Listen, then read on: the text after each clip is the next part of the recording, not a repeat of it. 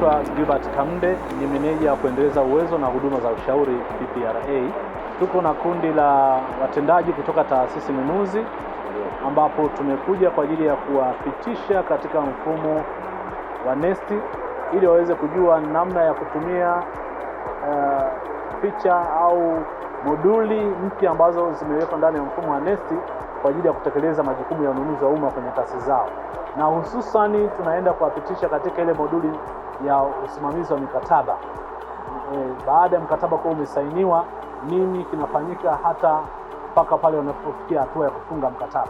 Kwa hiyo tutakuwa na zoezi hili la wiki nzima.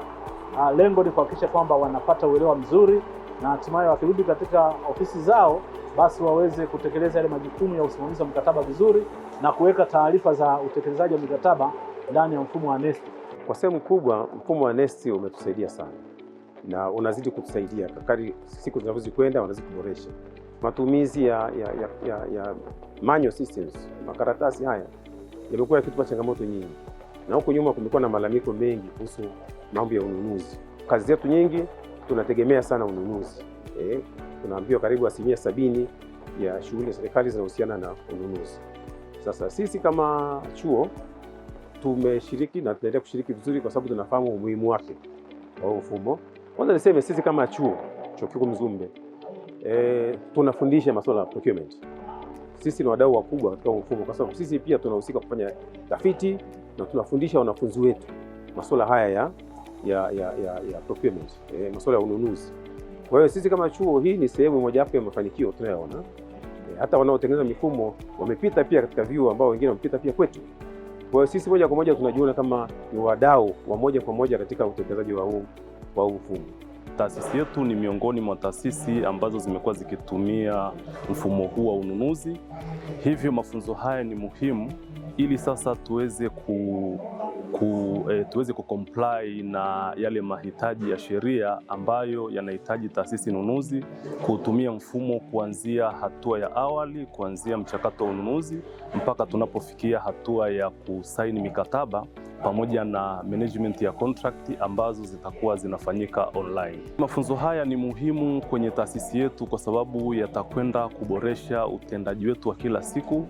Tutakuwa tunahakikisha rekodi mbalimbali au manunuzi mbalimbali ambayo yako kwenye hatua mbalimbali yanakuwa yanafahamika na hatua stahiki zinakuwa zinachukuliwa ili kuweza kuhakikisha sasa manunuzi yote tunayoyafanya yanaendana na sheria yetu ya ununuzi na user wanapata vitu kwa wakati. Tender Board inahusika na kusimamia taratibu za manunuzi ya zabuni zote zinazofanyika kwenye taasisi yetu.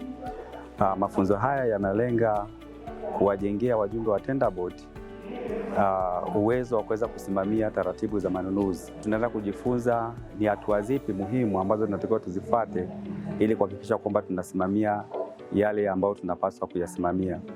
Vile kwenye warsha hii tunategemea kujifunza ni namna gani tunaweza tukasimamia annual procurement plan ya taasisi yetu. Ni vitu gani vya msingi tunatakiwa tuvijue ili kuhakikisha kwamba manunuzi yote yanayofanyika kwenye taasisi yetu yanaendana na annual procurement plan. Cha mwisho ambacho tunategemea kujifunza kwenye mafunzo haya hasa hususan kwa wajumbe wa Tender Board ni usimamizi mzima wa mikataba.